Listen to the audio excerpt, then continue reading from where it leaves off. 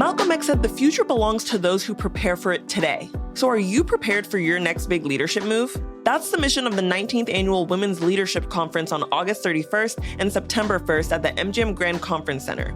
Unite with a community of women and men, all professionals committed to growing their skills, their influence, and their impact. So they're ready to step into new horizons in their careers. Because great leaders never stop thinking, learning, and evolving. They're made, not born. To attend this year's Women's Leadership Conference, visit fwle.org today.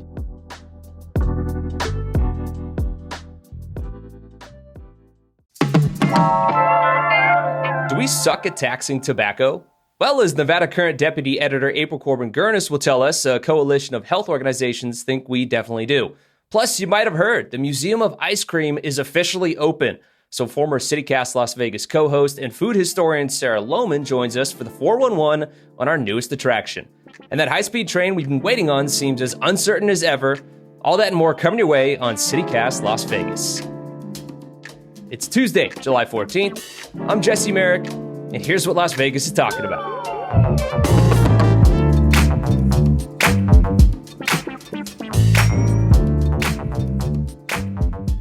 All right, Sarah, April, thank you for joining us. I'm excited for this one today.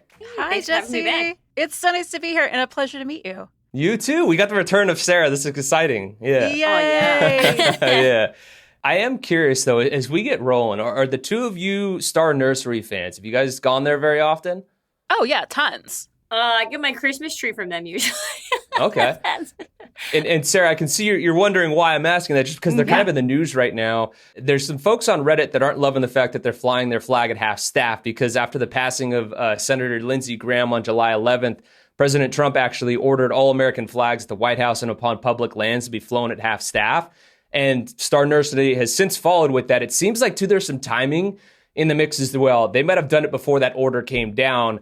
And it makes us wonder, because again, people on Reddit aren't necessarily loving it. A lot of folks have walked out. So it's like, is this a stunt, or is it just them getting ahead of it and doing it as, a public official passes? So what's your guys' take on what went down there? I mean, Nevada, what a strange state. We are so deeply purple at this point, right? It surprises me that maybe it shouldn't surprise me, that there are people here that are far enough on the left that they're going to be upset that the Garden Center is flying a flag at half-mast for a senator from South Carolina. Let me be clear. I hate Lindsey Graham. I can say that now that I'm not host anymore, Jesse. I don't have to be apolitical. Yeah, you can say whatever the hell you want, yeah. But would it stop me from going to Star? Obviously, they're entitled to express their political beliefs. Having your flag at half-mast, it's not like it's hate speech. So it's interesting that there has been a reaction. I feel like we have such a wide political spectrum here in the state that, yeah, it's an interesting statement. I mean, mostly I go there because they have cats on staff. So, but I guess I should shout out Cactus Joe's, which I also really, really love. It's just a little further away. Yeah, it seems like a weird hill to die on.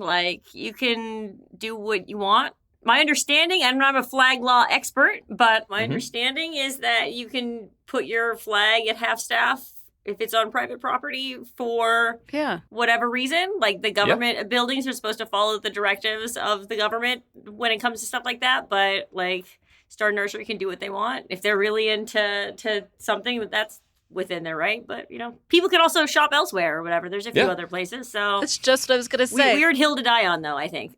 Let's keep it moving and dive into today's show and hit on a little bit of a tobacco tax talk here, April. You wrote a great story diving into our weird relationship with tobacco taxing. So what's the gist of what's going on here? Yeah, so the Nevada Tobacco Control and Smoke-Free Coalition, it's a mouthful. I'm just going to call them the coalition. Thank God you said it, not me. This is a coalition of a bunch of health groups, including the American Cancer Society, the Southern Nevada Health District, the American Lung Association, big pro-lung group of people, Anyway, so they are urging state lawmakers to nearly double the cigarette tax. The cigarette tax, for those of you who are non-smokers, is currently $1.80 per pack. This coalition, they would like to raise it an additional $1.75 per pack. And and then they are also asking the state to dedicate some of that funding to anti-smoking programs. So think teen prevention programs, cessation programs for people who are already smokers, things like that. And to make all things equal, they also want lawmakers to increase what is called the other tobacco products tax. That's what covers vape products and non-cigarettes, but still is in that category of stuff. Those products are currently charged 30% of wholesale. That's their tax. The coalition would like it to be 47%. They've used this sort of really fancy formula to say that that would be equitable in terms of tax, and that would stop people from just moving from cigarettes to vape products, right? Like that they want everybody.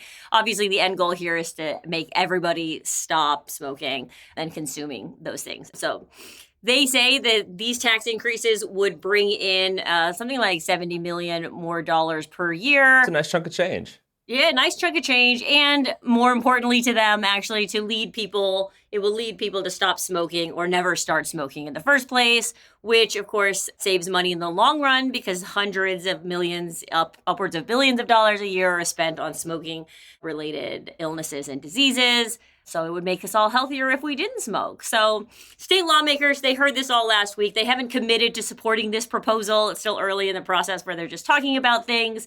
But one roadblock that has already been mentioned by lawmakers is that there are currently programs that are relying on cigarette tax and tobacco settlement funds for programming money. So any sort of dedicated funding ask is always going to be a tough one in our state. This is an interesting one because it's like, okay, how much should we actually rely on like a cigarette tax when, again, the goal is to eliminate folks smoking and using those things? So it's like, yes, it'll bring in a good chunk of change, but then it's going to start to diminish over time. So Sarah, for you, I'm curious, as you kind of wrap your head around this whole story and what's going on here, like, do you think this is the right move to tax it more? And again, like long term, what does this look like for us? So just wait, out of curiosity, if I'm mathing the math right, they want to currently it's what $1.75 extra a pack, and they want to take up to like $3.50, $1.80, and so they're going to add another $1.75, and so it's going to be a bit like $3.50 per pack. Correct. Yeah. It's a lot of money. That's a big increase. My other question too is this applicable to reservation land? Because famously, cheap cigarettes in the Paiute Nation. Yeah, so indigenous lands, reservations, they follow federal law and their own laws, not state law. So I'm curious if the tax is applicable to them or if it's still like, you can get on 95 North and go to the Paiute Reservation, get your cheap cigs too. Sure. I mean, I think that the issue you pointed out is just the one, like this is temporary funding, but I shouldn't assume much about government nowadays, but I can only assume that is part of the plan. If this is an idea to encourage a cessation of smoking, that this is temporary funding. However, maybe the pessimist in me is is getting people to stop smoking ever? Is it a reality? Because I'm an elder millennial. It would never happen, yeah. Right, and so I would say we're a generation that didn't smoke. My young Gen X friends did and have or have not quit. But every generation thinks what the generation above them did or didn't do is lame. So because we didn't smoke, now Gen Z is back into or the squares. But definitely e-cigs and vaping, but also cigarettes. And I smelled a clove the other day, y'all. I was right back in 1997. Wow. So, yeah, that brings me back too. Dang. Right? So is it the tax is going to do it? Obviously, this is funding other programming. But, at the same time, I'm always down for a tax that's going to fund public programs here in the state. I could also take a position that my former co-host David Figler always takes and says we should be taxing gaming a lot more than we do. And that is where a lot more of our state money should be coming from anyway. I'm curious on this one, too, just kind of along the same lines. I know that Jennifer Atlas is quoted in the story, saying that every state that has done this has seen revenue increase. Do you know how long that continues for? Do we have enough data that shows how long that increase happens or when we start to see diminishing returns on this? So lawmakers were shown a chart showing the cigarette tax over time. And so there was a cigarette tax hike in the early 2000s, and then there was one in 2015. So you can see it sort of peak and sort of go up sharply, and then it sort of slowly declines. The decline is much slower than the peak. So it does happen over time. And I think if you look at it now, where we are 10 years-ish after, the 2015 cigarette hike, you're still above where it was before. So it's still, it goes down.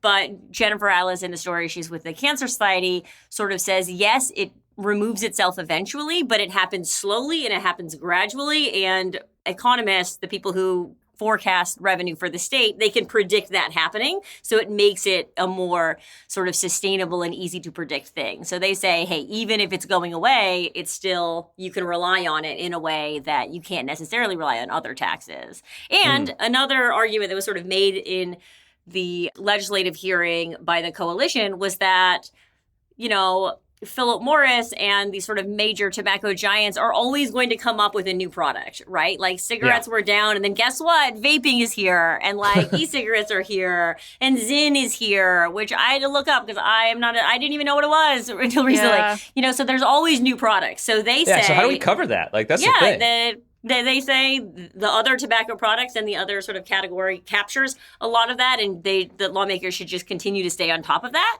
So that way it does capture the revenue of these new products, which are ultimately harmful for health. Yeah, and it's also a tricky situation, though, too, because, like, look, you need 2/3 vote to, you know, on any tax increases and stuff, and people in general have rejected tax increases on just about everything.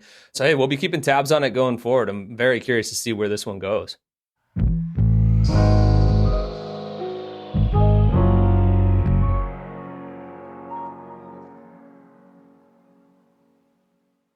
So I'm curious, folks like to refer to Coke as fridge cig. Would ice cream, a pint of ice cream, would that be considered a freezer cig? Where do we go on that one? I don't think so. A pint of ice cream might be a human right at this point.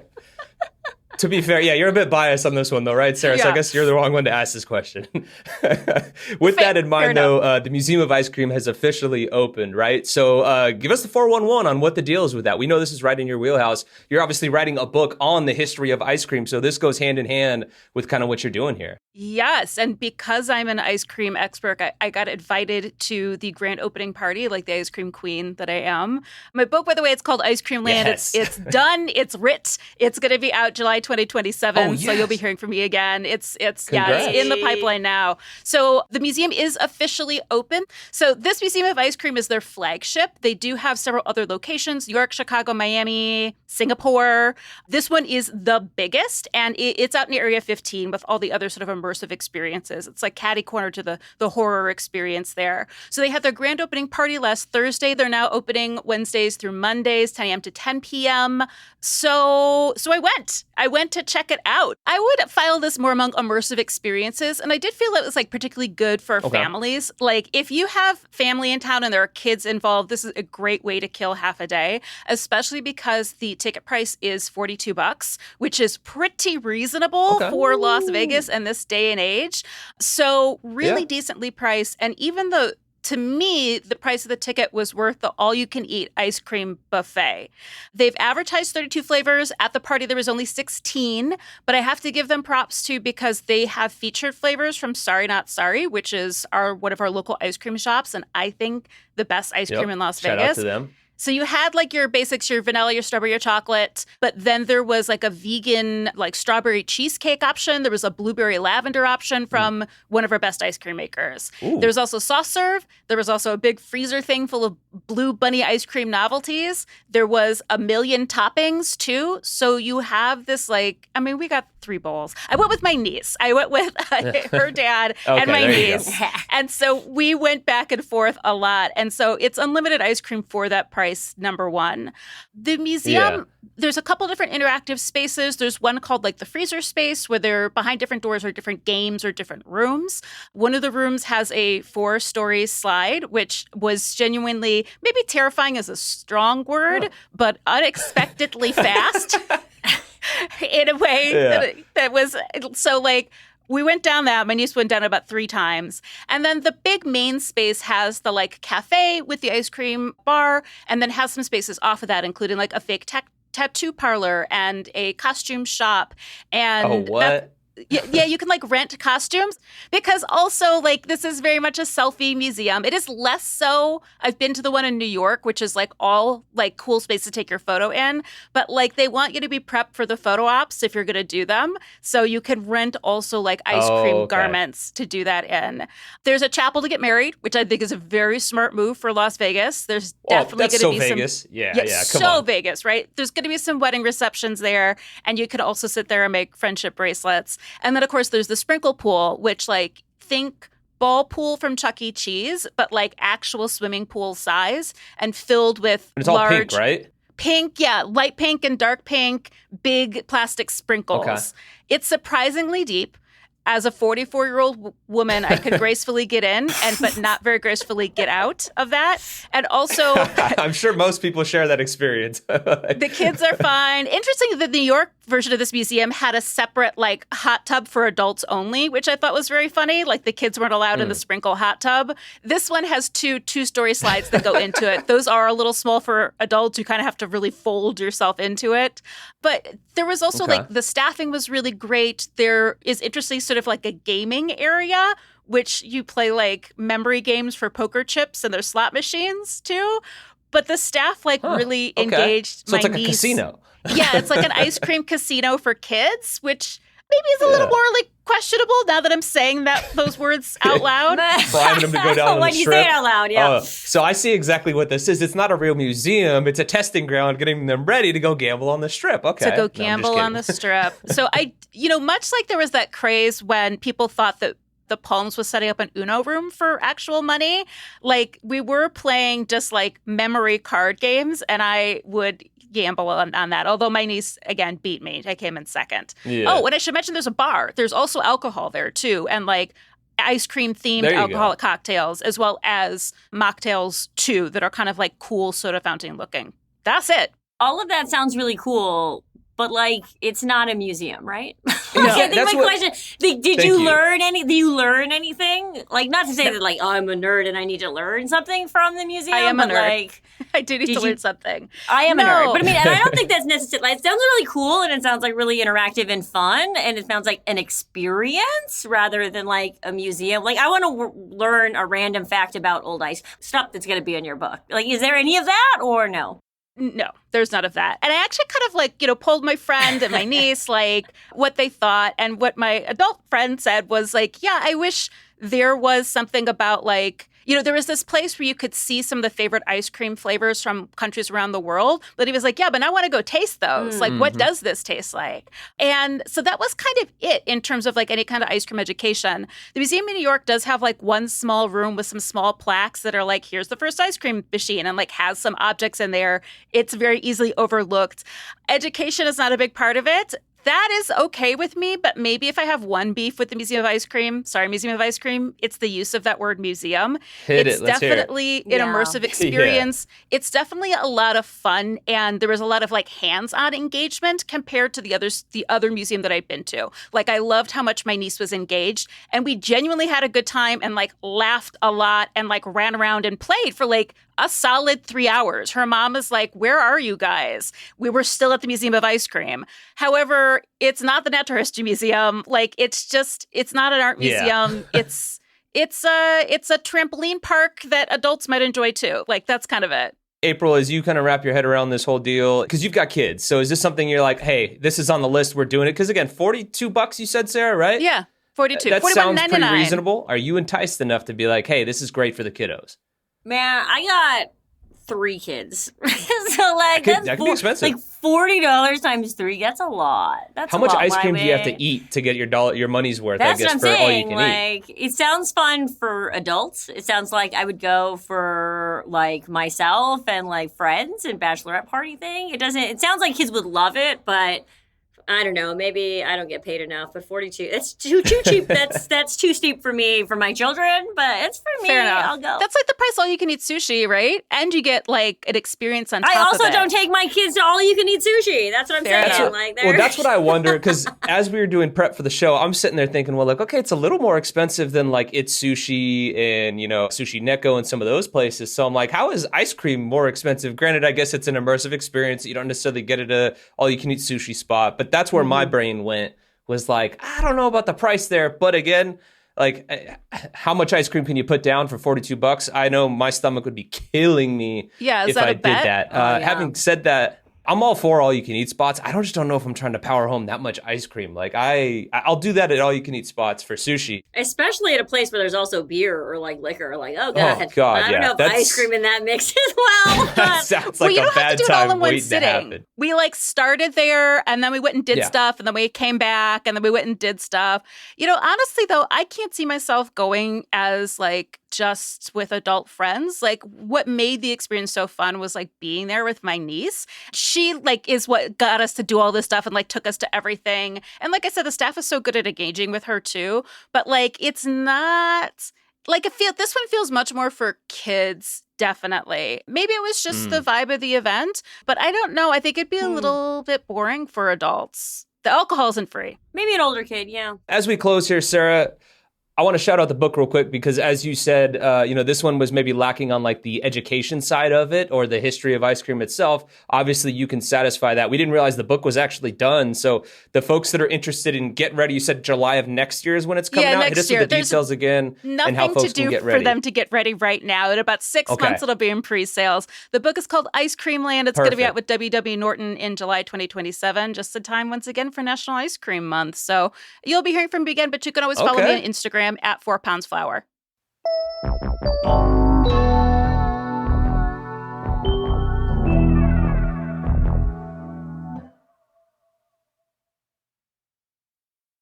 All right, let's keep it moving and dive into an update on the Brightline West high-speed rail project. That's the one that would connect Las Vegas to Los Angeles, or maybe more realistically, Rancho Cucamonga, because that's where the train station would go, which is wild to me. It should take about 2 hours normally. The drive, I believe, if you make it from here to Rancho Cucamonga, is about 3 hours and 20 minutes or so. Quick background on just this whole thing, though. Like, obviously, the dream of a high-speed rail between Vegas and LA has been around for a long time, since 2005, actually. Brightline then took it over in 2019. They got a $3 billion loan from the Biden administration in 2023, then quickly broke ground in 2024, and is currently building a station right here in Las Vegas, off of Las Vegas Boulevard and Warm Springs Road. But here's where things get kind of complicated, okay? The project was initially estimated to cost $12 billion. That's with a B. Then it moved up to $16 billion. And by last September, it had ballooned to $21 billion, which is ridiculous. The company's raised about $5.5 billion so far and is waiting on a $6 billion loan from the Trump administration to keep things moving. That loan request has actually been sitting there pending since September with no decision timeline really ready for us. So wait and see when that does come down. The original goal was to be up and running in time for the 2028 Los Angeles Olympics. As you can guess, that is not going to happen. That opening has been pushed back to 2029, late 2029, that is. If that even happens, we'll see. Maybe we're going to be pushed back again. Brightline's parent company, though, is also dealing with some bankruptcy loan bids right now on a separate project in Florida, which has been its own other can of worms and doesn't necessarily inspire a whole lot of confidence in what's going on here. So wait and see on that. Overall, experts say, too, that without that federal loan, the math doesn't really add up for the high-speed rail here in the West. So kind of wait and see mode, and everybody's wondering if that money is actually going to come or not, which gets me wondering, like, as we just see these costs continue to go up and up and up, and now estimating at $21 billion for this thing, at what point does it just not become feasible, and do we actually need something like this, or even want it? I mean, I know people want it. I know people have wanted it for decades in terms of like the average everyday person is like, yeah, that would be really cool. And certainly a desire is there for it. But like realistically, I think I've always been in the category of people who heard about this project and said, I'll believe it when it comes. I think you can find me on an episode of this lovely podcast saying the same thing that says, I'll believe it when they're building it and seeing it. Because we've just seen this before. Let me bust out the transportation nerd hat for a moment and just say that major transportation projects like this are massively expensive. And if you look around the world, they're not super profitable either when it looks to things like this. So it was never going to pan out. The numbers are never going to pan out. There needs to be massive public involvement in a project like this. And while the loan that you just talked about seems pretty good, like seems a lot of money to me, but in the span of what they're talking about, it's not is not enough, and I'm not surprised that this is where it is. I agree. I mean, look, it's the cost is only going to keep going up, especially as time goes on. They're saying, construction costs, material costs, all those things. That all makes sense. But at a certain point, you got to get it rolling. Sarah, I'm curious, what side of this do you stand on? Because the way that I kind of analyze it, I'm like, I don't want to go to Rancho Cucamonga. I want to go to LA. I don't want to have to take the high-speed train to Rancho Cucamonga. Yeah, and then go jump on the Metrolink or whatever it is down there to downtown. I'm like, I don't know. I mean, ridership overall, at least Amtrak is reporting that it's gone up. They served 34.5 million customers last year. It's a rise of about 5.1%. Are you buying it? Like, are you like, hey, no, this is super necessary. We can make this work. It would be a value add in terms of money saved and time for everybody using it? Or what side of the fence are you on this? Here's where I'm not in the closed door machinations here, because can we just have Amtrak back? Could we just have a normal train that goes on the they train seem tracks? To have figured it out. That are here? Like, we're still doing commercial shipping. There's train tracks all the way from here to LA. Can there be an Amtrak train that used to be here? The train station still exists that goes from Las Vegas to LA, to downtown LA. I would ride that thing all the time. We all know what a boring drive that is. Eddie World is the only saving grace of that 4 hours in the desert. I love a train. Every time I drive, I'd rather be napping. Like, I can't wait for the robot cars. Like, I don't want to drive. I want to nap on an Amtrak. When I'm on the East Coast, I ride Amtrak all the way up and down the East Coast. I mean, there's also a route that goes all the way from Vancouver to San Diego. Like, other parts of the country have access to this. And it's crazy to me. Like, you'd have so many people from LA jumping on that train for a weekend. Like, how can that not be profitable? But not Brightline. This is ridiculous. Give me a regular ass train. No, yeah. That even if it's 2 hours slower than driving, I'm on board. Do we really have to go 200 miles an hour? I'm a guy that likes speed. Don't get me wrong, but like, do we really have to go 200 miles an hour? Not to Rancho Cucamonga. We could go 200 miles an hour to LA. Okay, look, I have a weird relationship with Rancho Cucamonga because when I was in high school, one of my high school football coaches, anytime he was like pissed off at us and wanted to discipline us, he'd be like, "We're going to send you off to Rancho Cucamonga." Like, I didn't even realize that was a real place. So you for like years. It's a good punchline city. I remember like being Walla Walla, in college. Washington. Yeah.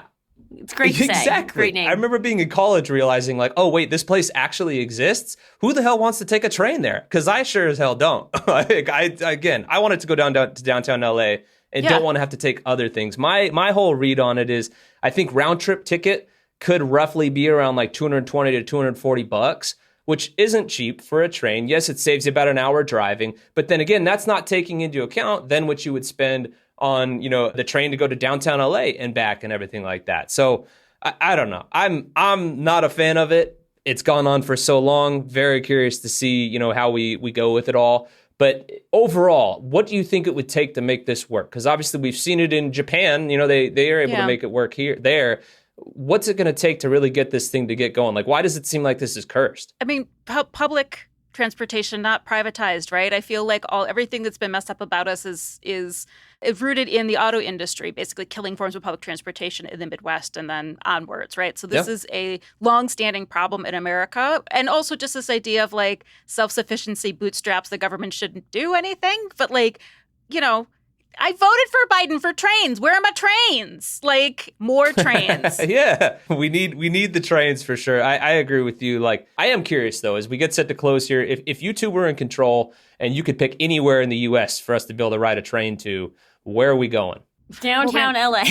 Downtown LA, Rancho Cucamonga. I see what you did there. Right. I set myself up for that. No, I mean, it makes sense for us for it. Yeah. I wish we were more of a hub. I would love to have a train to Phoenix and have a train to Albuquerque and have a train to New Orleans. Like, at this point you can do that by going into LA. So even having that connection to LA means that you can take a train. You can take a train from LA to New York City. Like, I have taken a train from New York to San Francisco. It's fun as hell. Like, I love a train. And like a lot of the Amtrak routes are intentionally really, really beautiful. So it's crazy. I mean, I actually just booked a trip from DC to New York, which is about a 4-hour train ride for $31. So even the fact that this high-speed Brightline train is going to cost $200 and take you to Rancho Cucamonga, like, is it going to work out? Do we need it? Maybe not, because that sounds ridiculous. Like, how about more buses? More Flixbuses. Something. Wait. I got an idea. Oh. What about a train or a high-speed rail that goes from one side of the Las Vegas Valley to the other side? Oh my God. Like a smaller What about train? a tiny little train? And would it have stops in between? Or just like one at the end of the in the Yeah, beginning? that's what I'm saying. Wow. Wow, April. What an incredible idea. How about we just dig a I got a tunnel new and put one. cars I got in a new instead? one. No. Wait a I second. wanna That be sounds joking. familiar. I think it's the better solution. High-speed rail from the airport to the strip. Okay, let's work on that before Yeah. we get to LA. Okay. Yeah, if we can Sounds even amazing. accomplish it here in the Valley first before we try and go interstate, let's get that settled first. So buckle up because it's obviously going to take a lot of time. Like we said, they're projecting late 2029. Don't hold your breath, even if you could, till 2029. But definitely don't hold it because it's going to be longer for sure. I would imagine the delays will keep on coming. But as we all have noted here, we're hoping that it gets done and we're hoping it works and hoping they figure out a way to take us to downtown LA. All that to say, this was a really fun conversation. I love it when we're able to dive into so many different things. And I'm stoked we can get you back on the show too as well, Sarah. Thank you guys both for joining us. Thank you, Jesse. Yay, ice cream. No.